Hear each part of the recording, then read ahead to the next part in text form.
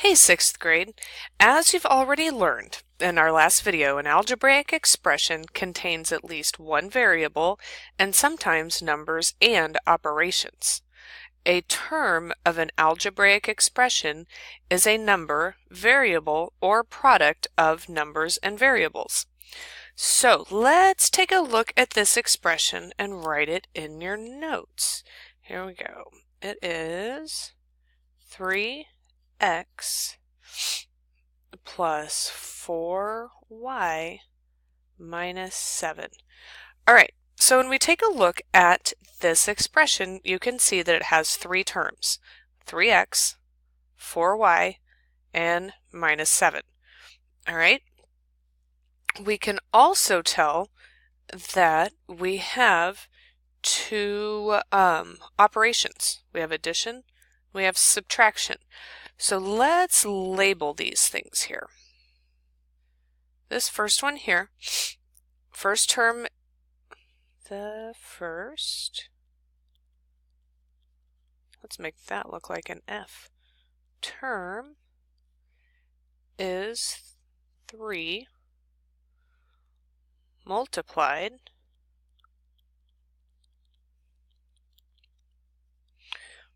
by the variable x.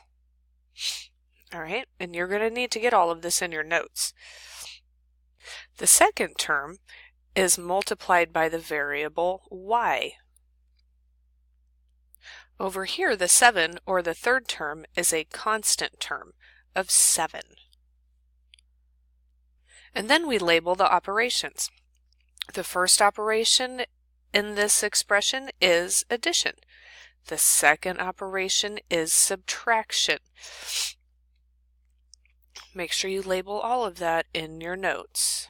We're going to take a look at two more algebraic expressions, and you need to make sure you get these in your notes too. So you have 8 plus 5x, and then 8 minus 5x. So make sure you get that in your notes. So when we take a look at these two algebraic expressions, how many terms are in each expression? Well, let's see here. We have 1, we have 2. 1 and 2. There are 2 terms in each of these algebraic expressions. What is the operation in each of these expressions? Well, on the first one, it's addition. And on the second one, it's subtraction. So they have 2 different operations this time. All right, let's identify the terms in each of these algebraic expressions. So in the first one, we have 8, and we have 5x. In the second one, we have 8 and negative 5x. What is the same in both of these expressions? Well, they both have the same constant, which is 8, and the variable in each of these is x. They have the same variable of x. And then what is different in each of these algebraic expressions? The operation is what is different. Whoa, got a little crazy with my arrow there. They have different operations. One is addition and one is subtraction. So now we're going to look at several different situations and write algebraic expressions for them.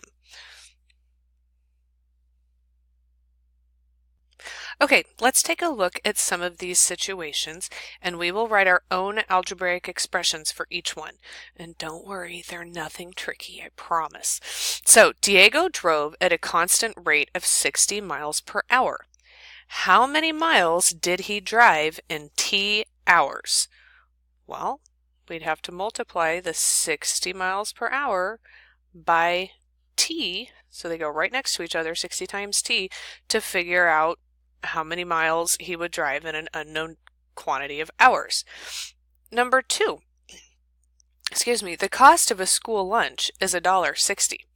How much money is collected if n students brought in lunch money?